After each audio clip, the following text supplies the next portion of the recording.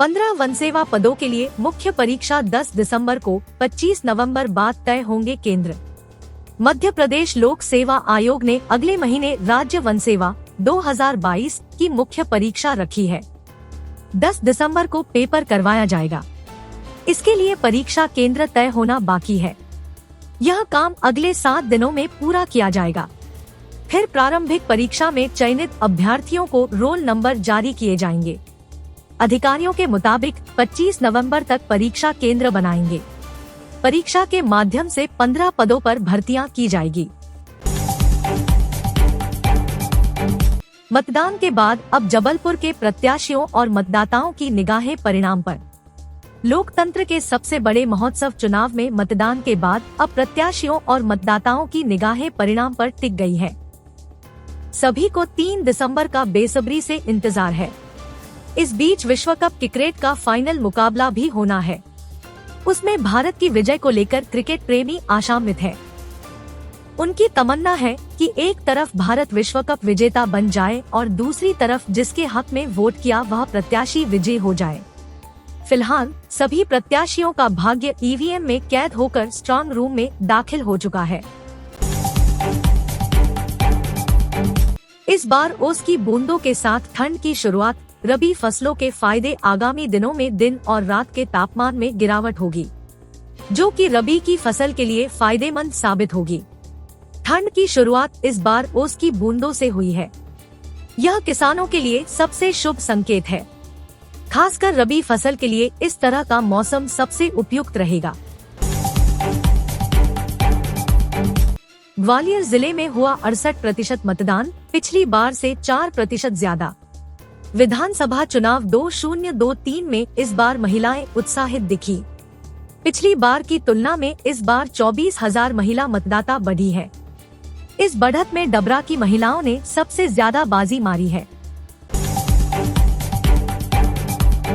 शिवपुरी के पोहरी में पुराने कब्रिस्तान में मिली 6 ईवीएम, कांग्रेस ने दागा सवाल। शिवपुरी के पोहरी विधानसभा क्षेत्र में मतदान समाप्त होने के बाद शुक्रवार रात को पुराने कब्रिस्तान में 6 ईवीएम मिलने का सनसनीखेज मामला सामने आया है।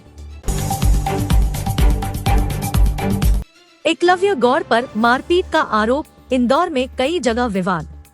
इंदौर के सिंधी कॉलोनी में जमकर विवाद। पुलिस के डंडे छीनकर पीटा। जिले में विधानसभा चुनाव में छुटपुट घटनाएं हुई।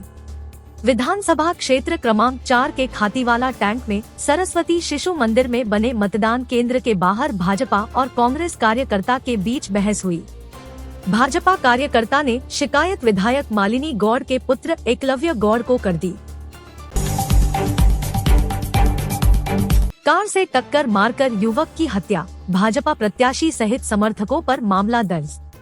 छतरपुर जिले के राजनगर विधानसभा क्षेत्र में मतदान शुरू होते ही एक घटना सामने आ गई, जहां भाजपाई कार्यकर्ता की गाड़ी से एक व्यक्ति की कुचलकर मौत हो गई।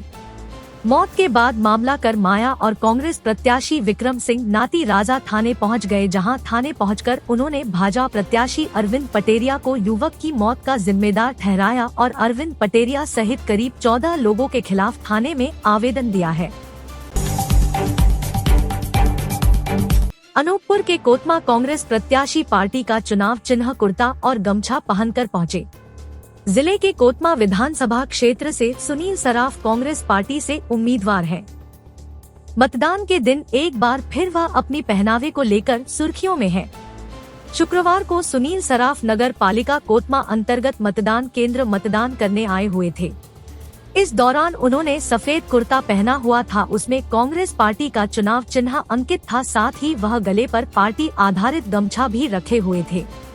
इस मामले को आचार संहिता उल्लंघन के दायरे में देखा गया है। मध्य प्रदेश के मंडला में सबसे छोटे वोटर ने डाला पहली बार वोट। लोकतंत्र के महापर्व में पहली बार मतदान करने वालों में गजब का उत्साह है।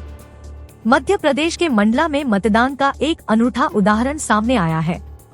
जिले के सबसे छोटे वोटर कैलाश ठाकुर ने भी वोट देकर देश के प्रति जिम्मेदारी निभाई है। कैलाश जीवन में पहली बार अपने मताधिकार का प्रयोग करने के बाद बेहद उत्साहित है। यही कारण है कि वह अपने क्षेत्र के मतदान केंद्र के साथ साथ जिले भर के चुनावी सुर्खियों का हिस्सा बन गए हैं।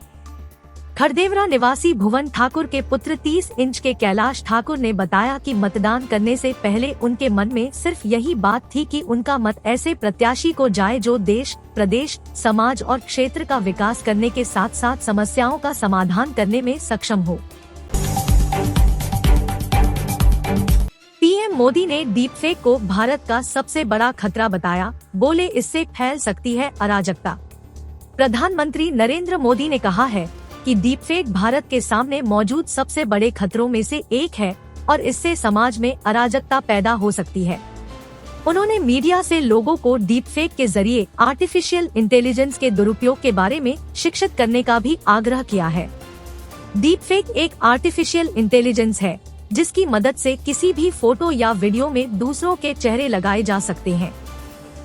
पिछले दिनों एक्ट्रेस रश्मिका मंदाना का ऐसा ही एक वीडियो आया था जिस पर भारी बवाल मचा था। केंद्र सरकार तक को सफाई देना पड़ी थी। इसके बाद काजोल का भी ऐसा ही वीडियो आया था